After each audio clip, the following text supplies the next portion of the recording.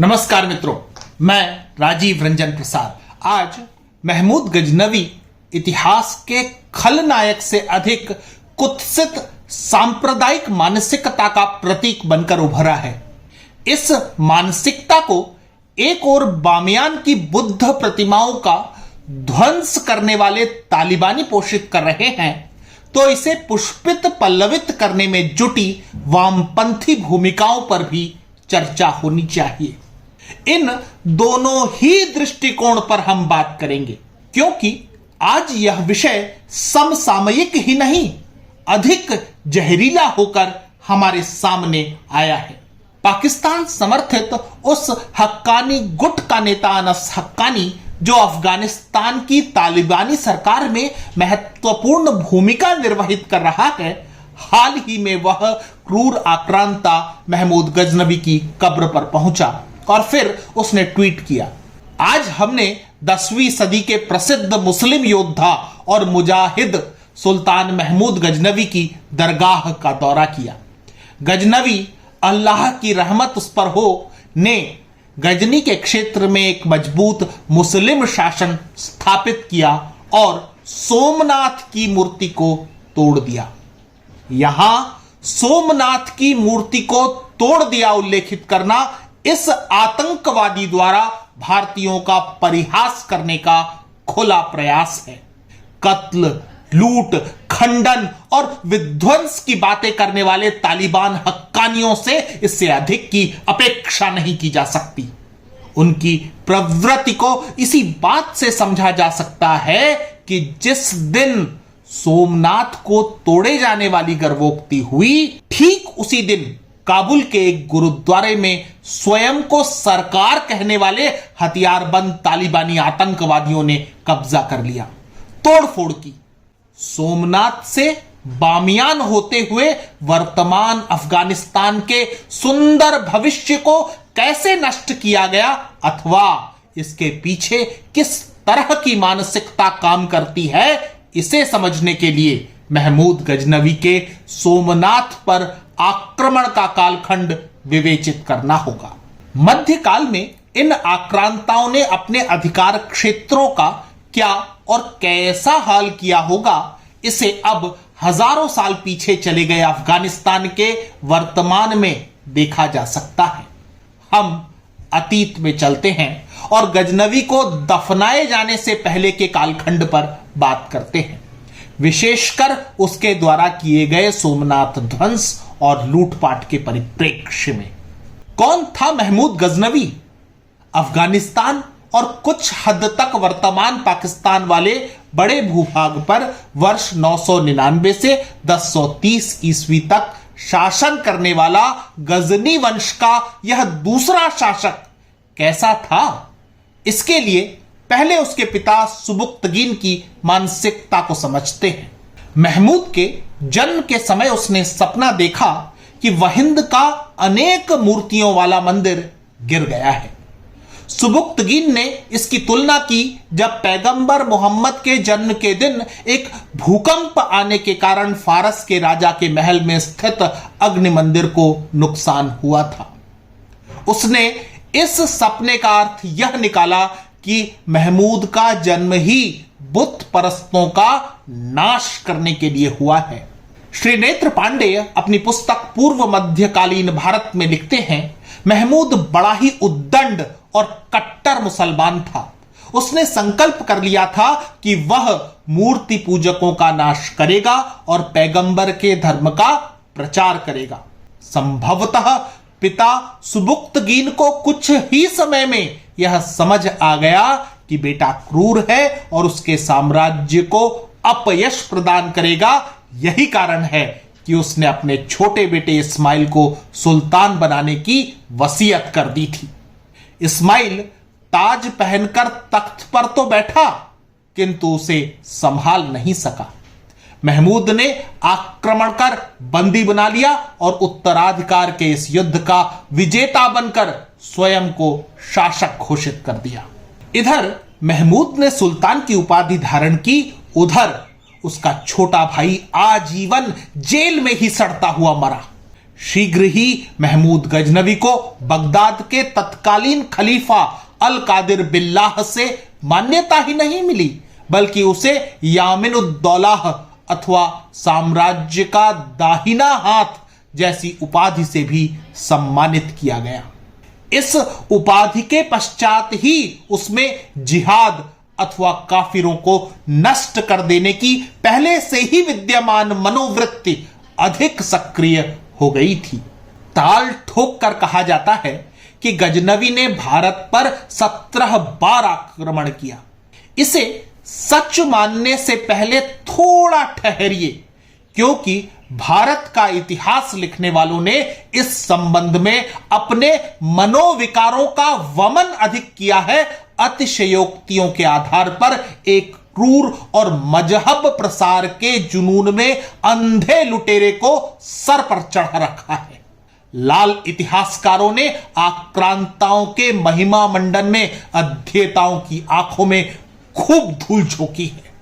अड़ोस पड़ोस के परिक्षेत्रों में सीमा विस्तार का जो छुटपुट प्रयास किया गया, उसे भी भारत पर आक्रमण बताकर ऐसे दिखा गया है मानो यह महमूद गजनवी और उसके लुटेरे ना हो, सिकंदर की फौज हो। वस्तुतः गजनवी के सभी हमलों को विशुद्ध डकैती कहना ठीक होगा। भारत पर आक्रमण के स्थान पर भारत की ओर उसके डाका अभियान कहना अधिक सही विवेचना है। पहले उसकी डकैतियों को जानते हैं, तत्पश्चात सोमनाथ पर अनस हक्कानी की घमंड भरी टिप्पणी पर विषय के अंत में बात करेंगे। पहला अभियान वर्ष 1000 ईस्वी महमूद गजनवी ने पेशावर के निकट शासन कर रहे हिंदू शाही वंश के राजा जयपाल को पराजित किया। राजा से 25,000 दिरहम लूट लिए गए, 50 हाथी वह अपने साथ ले गया। लौटने से पहले उसने राजधानी वैहंद में जमकर लूटपाट की। राजा को वसूली के बाद छोड़ दिया गया। राजा जयपाल ने ग्लानि से ही अपने बेटे आनंदपाल को सिंहासन सौंपकर आत्महत्या कर ली। क्या इस विशुद्ध लूट के अभियान को भारत पर आक्रमण माना जाएगा? यह भी जाने कि महमूद का दूसरा अभियान अपने पड़ोस के क्षेत्रों में राज्य विस्तार का वर्ष 1001 ईस्वी में किया गया प्रयास था। वह न तो आगे बढ़ा, न यहां से बढ़कर कहीं आक्रमण का उसका इरादा था। क्या इसे भारत पर आक्रमण कहा जाएगा? किस आधार पर? तीसरे अभियान वर्ष 1003 में महमूद गजनवी ने सिंधु नदी पार की और झेलम के तट पर बसे छोटे से राज्य भेरा को जीत लिया। यहां मूर्ति पूजक अथवा हिंदू निशाने पर थे। बड़ी संख्या में उनका नरसंहार किया गया। यहां शासन कर रहे राजा राय ने आत्महत्या कर ली। यह भी गजनवी का लूटो, झोली भरो और अपने अड्डे मतलब गजनी भागकर लौट जाओ वाला अभियान था। वह पीछे ही हटा, आगे नहीं बढ़ा। अपने चौथे अभियान अर्थात वर्ष 1005 ईस्वी में उसने मुल्तान पर आक्रमण किया, लेकिन इसका कारण विशुद्ध धार्मिक था। मुल्तान में अब्दुल फतह दाऊद शासन कर रहा था, जो करमाथी संप्रदाय का शिया मुसलमान शासक था। महमूद गजनवी की दृष्टि में शिया शासक भी काफिर ही था। उसे सबक सिखाया गया, साथ ही उससे 20,000 दिरहम भी लूट लिए गए। यहां का शासन राजा जयपाल के प्रपौत्र सेवकपाल को सौंप दिया गया, जिसने भय अथवा दबाव में इस्लाम कबूल कर लिया। अब उसका नया नाम नवासा शाह था। गजनवी फिर वापस अपने अड्डे अर्थात गजनी लौट गया। निश्चय ही उसके इस अभियान को भी भारत पर आक्रमण की दृष्टि से नहीं देखा जा सकता। यह तथ्य जोड़ देने पर मामला समसामयिक हो जाएगा कि पिछले दिनों अफगानिस्तान के कुंडुज प्रांत में शिया मस्जिद में जो आत्मघाती हमला हुआ, जिसमें 100 से अधिक मुसलमान मारे गए, वह क्यों था? तालिबानियों और उनके शासन पर कड़ी निगाह रखिए। मध्य युग के लुटेरों को समझने की वे जिंदा प्रयोगशाला हैं।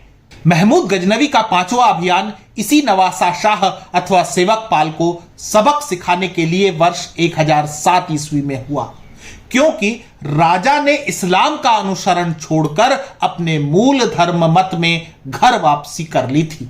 ध्यान रखिएगा कि घर वापसियां पहले भी होती रही हैं, यह कोई नए समय का शिगुफा भर नहीं है।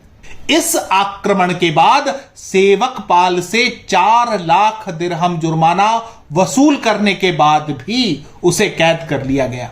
सोचिए कि जिन क्षेत्रों को जीता गया उस पर गजनवी का अधिकार रहा होता तो बार बार आक्रमण प्रत्याक्रमण की आवश्यकता क्या थी। ऐसा करने की परिपाटी केवल लुटेरे और डाकुओं की रही है। 6वां अभियान वर्ष 1008 ईस्वी में लाहौर के राजा आनंदपाल पर हुआ। समकालीन इतिहासकार फरिश्ता लिखता है कि आनंदपाल ने उज्जैन, ग्वालियर, कालिंजर, कन्नौज, दिल्ली और आजमेर के शासकों का एक संघ बनाकर महमूद गजनवी का सामना किया। यह लड़ाई आनंदपाल लगभग जीत गए थे और लुटेरे गजनवी को मुंह की खानी पड़ती, तभी दुर्घटना हुई। राजा आनंदपाल का हाथी आग से भड़क गया और समरभूमि से बाहर चला गया। इससे सेना में भगदड़ मच गई। सेनापति के अभाव में व्यूह बिखर गया और हारा हुआ युद्ध गजनवी की पकड़ में आ गया। महमूद गजनवी ने इसी दौरान नगरकोट के मंदिर पर हमला किया, उसे नष्ट किया। वहां से 7 लाख सोने के दीनार, 700 मन सोने और चांदी के बर्तन, 200 मन सोना, 2000 मन कच्ची चांदी और 20 मन बहुमूल्य जवाहरात अपने साथ ले गया। ठीक सुना आपने, लूटा और लौट गया। इस तरह के प्रयासों को आज हम हिट एंड रन कहते हैं। इसमें हिट अथवा चोट करने वाला फायदे में रहता है, क्योंकि अंततः उसे भाग ही जाना है। यही गजनवी की मुख्य युद्ध नीति थी। भारत के सीमांत में ही विद्यमान अपार धन ने लुटेरे की आंखें चकाचौंध कर दी। डाकू को लगा कि और आगे बढ़ो, लूटो और फिर अपने अड्डे गजनी वापस लौटाओ। ऐसा करते करते ही गजनी का खजाना कई पीढ़ियों के लिए पर्याप्त तो हो जाएगा। इसी दृष्टिकोण से वर्ष 1010 ईस्वी में आरंभ हुआ उसका 7वां अभियान, जो महत्वाकांक्षी कहा जा सकता है, क्योंकि इस बार उसका इरादा दिल्ली तक जाने का था, लेकिन वह तालावड़ी नाम के स्थान पर विशाल हिंदू सेना से युद्ध में उलझ गया। कठिन संघर्षों के बाद भी गजनवी आगे नहीं बढ़ सका। इस संघर्ष से हासिल हुए लूट खसोट के माल के साथ वह फिर गजनी वापस लौट गया। 8वां अभियान वर्ष 1011 में फिर से मुल्तान पर, जिसे वो पहले भी जीत चुका था, लेकिन अधिकार कायम नहीं रख सका था। अर्थात इस लूटाभियान को भी भारत पर आक्रमण कहना हास्यास्पद होगा। नवा अभियान था वर्ष 1012 ईस्वी में थानेश्वर पर आक्रमण। भीषण युद्ध के बाद पराजित थानेश्वर के राजा को पलायन करना पड़ा। नगर को बुरी तरह लूटा गया, हजारों स्त्रियों और पुरुषों को दास बना लिया गया। गजनी ले जाकर इन दास स्त्रियों की अस्मिता और पुरुषों के श्रम को कौड़ियों के दाम बेच दिया गया। प्रसिद्ध चक्र स्वामी मंदिर को नष्ट किया गया। मूर्ति पूजक हिंदुओं को अपमानित करने की नियत से मंदिर की पवित्र प्रतिमा को खंडित कर उसके चूर्ण व टुकड़ों को गजनी के रास्तों में बिखेर दिया गया, जिससे लोग उस पर से गुजरे। उसका 10वां अभियान था लाहौर पर वर्ष 1013 ईस्वी में फिर आक्रमण। लाहौर फिर गजनी के अधिकार से निकल गया था। इस समय वहां आनंदपाल का निरुत्साही और डरपोक बेटा त्रिलोचन पाल शासन कर रहा था, परंतु वास्तविक शक्ति उसके पुत्र भीमपाल के हाथों में थी। भीमपाल ने गजनवी का साहस से सामना किया। यद्यपि वह पराजित हुआ और उसे कश्मीर की ओर पलायन कर जाना पड़ा। अभियान समाप्त, अड्डा वापसी। महमूद गजनवी का 11वां अभियान वर्ष 1015 ईस्वी में कश्मीर की ओर था। वह इस अभियान में बुरी तरह पराजित हुआ, लुटा पिटा गजनी वापस लौट गया। वस्तुतः गजनवी के बार बार के लूट और जिहाद के लिए किए गए अभियान अस्थायी प्रभावों वाले थे। वह अनेक बार हारा भी, खदेड़ा भी गया। वह कहीं भी अपना अधिकार कायम रखने में सक्षम नहीं था, बस लूटा और भाग गया। उसके पहले अभियान से आरंभ कर 11वें अभियान तक का यही सच है। यद्यपि लूट के माल ने उसे ताकतवर बनाया, वह अधिक सेना इकट्ठी कर सका, बेहतर साजो सामान के साथ अब अपने अभियान को आगे बढ़ाने में समर्थ हो सका। अपने 12वें अभियान में कश्मीर की हार से सबक लेकर उसने बहुत तैयारी की। अब उसका निशाना भारत के वे भीतरी भूभाग थे जहां राजनैतिक एकता का अभाव था, परंतु राजप्रासादों और मंदिरों के पास अपार संपदा थी। वर्ष 1016 ईस्वी में आरंभ इस लूटो और भागो अभियान में उसकी पहली जीत बरान अथवा बुलंदशहर थी। अगली विजय उसे महावन के रूप में प्राप्त हुई। वहां शासन कर रहे राजा कुलचंद्र ने गजनवी के हाथ में पड़ने से बेहतर स्वयं अपनी पत्नी व संततियों के साथ आत्महत्या कर ली। अब गजनवी मथुरा की ओर बढ़ा, जो दिल्ली के राजा विजयपाल के अधीन क्षेत्र था। मथुरा नगर और यहां के मंदिरों का वैभव देखकर गजनवी स्तब्ध रह गया। उसने यहां के स्थापत्य और समृद्धि की प्रशंसा अवश्य की, परंतु वह जला भुना अधिक तथा क्रूरता के साथ मथुरा की सनातनी विरासत को नष्ट करने में कोई कोर कसर नहीं छोड़ी। उसने मंदिरों की पवित्रता को नष्ट किया, संपदा को खुले हाथों लूटा, नागरिकों को गुलाम बनाया, स्त्रियों का शोषण किया। एक अभूतपूर्व विरासत को भूतों का नगर बनाकर ही वह मथुरा से आगे बढ़ा। इस डाकू ने आगे बढ़ते हुए प्रतिहारों की राजधानी कन्नौज को भी लूटा। यहां से वह मनेर की ओर बढ़ा, जहां उसे भीषण प्रतिरोध का सामना करना पड़ा।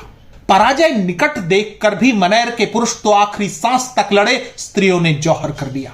इसके बाद मार्ग के अनेक नगरों, मंदिरों को लूटता, मूर्तियों को तोड़ता महमूद अपने अड्डे गजनी वापस लौट गया।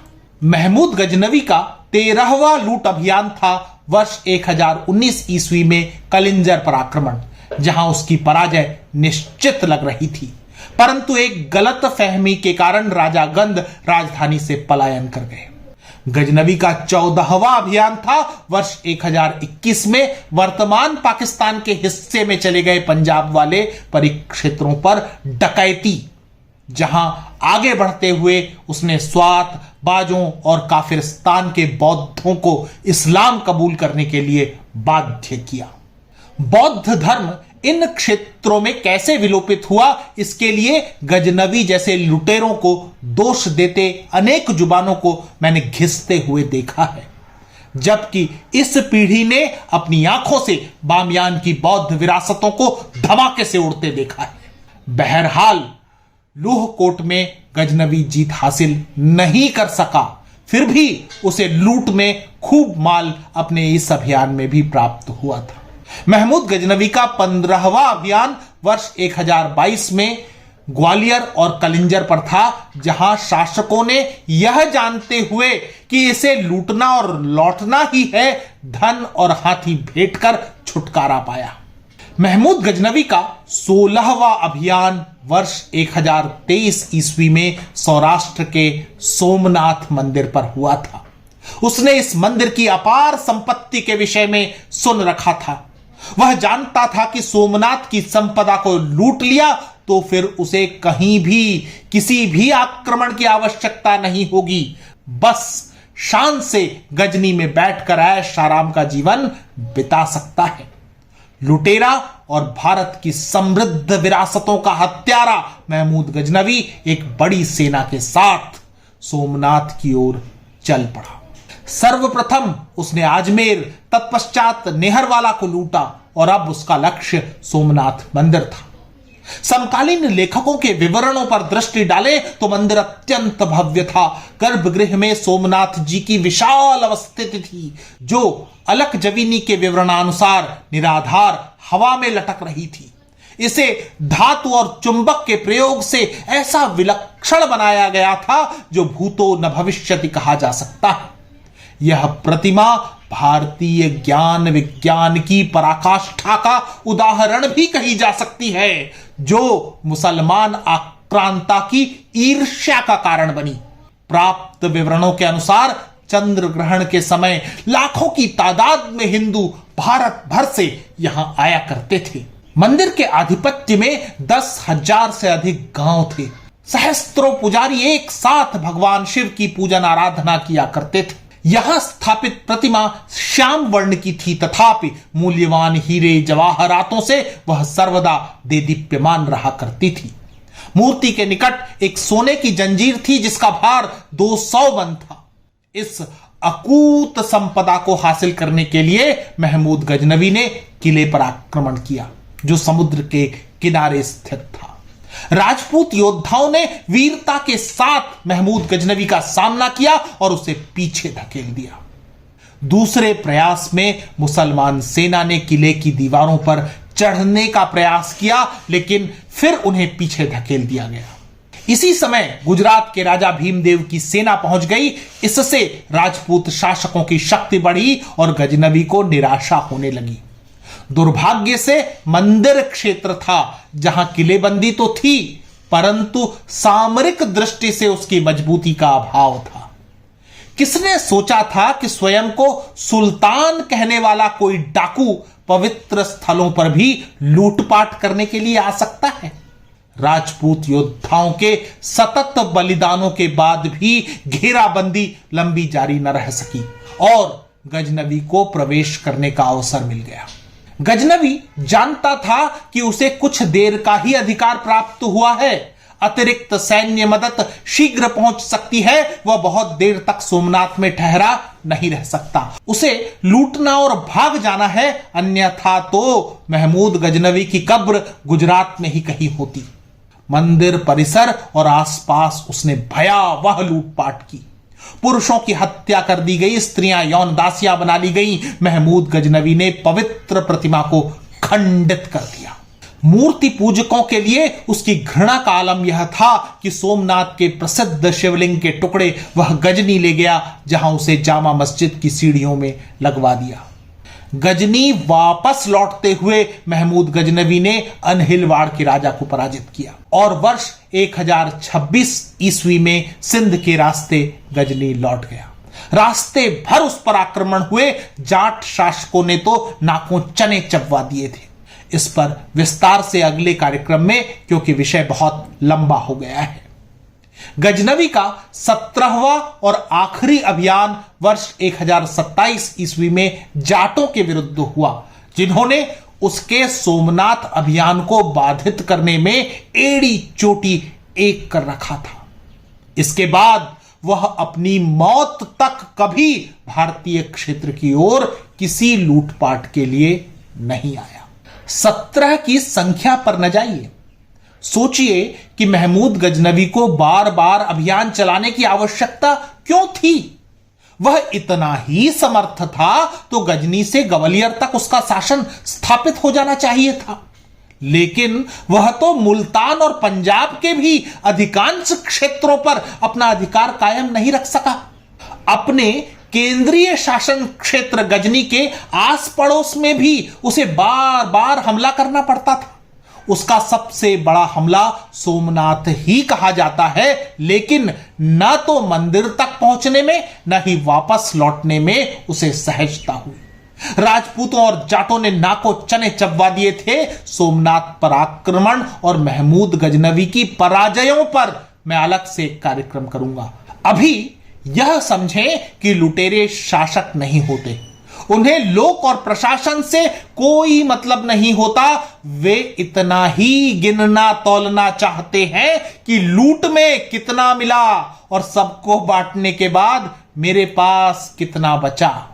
जीवन के अंतिम दिनों वह कई असाध्य बीमारियों से घिर गया था।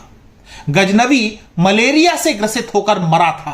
कहते हैं मरने से 2 दिन पहले तपते बुखार में उसने अपनी अपार लूटी हुई संपत्ति सामने मंगवाई और उसे देखता रहा। यह सोचकर कि उसे खाली हाथ चला जाना है, वह दुखी और निराश था। गजनवी जैसे लुटेरे ऐसे ही मरते हैं और उनकी नामलेवा तालिबानियत ही बचती है। आप कहेंगे कि वक्तव्य के आरंभ में मैंने वामपंथी इतिहासकारों की बात की थी, इस संदर्भ में वे कहां हैं? वस्तुतः वामपंथियों की भूमिका आक्रांताओं के महिमा मंडन में देखी जा सकती है। उदाहरण के लिए वामपंथी लेखक कर्मेंदु शिशिर पुस्तक भारतीय मुसलमान में लिखते हैं, सोमनाथ मंदिर सहित देश के सैकड़ों मंदिरों के ध्वस्त होने पर और उनमें स्थापित मूर्तियों के ध्वंस होने के बावजूद कहीं किसी ओर से चमत्कारिक प्रतिरोध नहीं हुआ। इससे जनता के सामने ब्राह्मणों के दैवीय पाखंड खुल गए थे। जो ईश्वर खुद की रक्षा नहीं कर सकता, उसके प्रतिनिधि ब्राह्मण अब ईश्वरी ताकत का वास्ता देकर भरपूर चढ़ावा नहीं ले सकते थे। इन पंक्तियों में लुटेरे की वाहवाही की दबी छुपी स्तुतियां आपको सुनाई देंगी, क्योंकि नास्तिकों को विरासत के नष्ट होने का क्यों क्षोभ हो, विशेषकर तब जब उसका संबंध देश के बहुसंख्यकों के साथ जुड़ता है। नास्तिकों की सांप्रदायिकता को समझना आवश्यक है, क्योंकि वह आस्तिकों की सांप्रदायिकता से अधिक खतरनाक होती है। गजनवी का महिमा मंडन आपको वामपंथी इतिहासकार रोमिला थापर द्वारा मुंबई विश्वविद्यालय में वर्ष 1999 को दिए गए डीडी कोसांबी मेमोरियल अभिभाषण पर आधारित सेमिनार पत्रिका के अंक 475 में प्रकाशित लेख में भी खूब देखने को मिलेगा। इस आलेख पर विस्तार से मैं एक अलग कार्यक्रम करने जा रहा हूं, अतः अभी यह कहना उचित है कि भारतीय इतिहास के उन पन्नों को सावधानी से पढ़ना आवश्यक है जिनकी प्रतिस्थापनाएं वामपंथी इतिहासकारों द्वारा दी गई हैं। कहीं आप किसी लुटेरे के महिमा मंडन को सच माने तो नहीं बैठे हैं। और हां, हक्कानी मनोवृत्ति के लोगों को यह जानना आवश्यक है कि सोमनाथ जितनी बार ध्वंस किया गया उतनी ही बार मजबूती से खड़ा हुआ, आज भी गर्व से हमारे सम्मुख है। हाल की इस तस्वीर में गजनवी की कब्र बड़ी उजड़ी उखड़ी नजर आ रही है। इसे किसने लूट लिया? मित्रों, आज इतना ही। फिर मिलता हूं ऐसे ही किसी ऐतिहासिक संदर्भ के साथ। अगर आपको मेरा यह चैनल पसंद आ रहा है तो कृपया इसे सब्सक्राइब करें। आप इस प्रस्तुति को लाइक या शेयर भी कर सकते हैं। नमस्कार।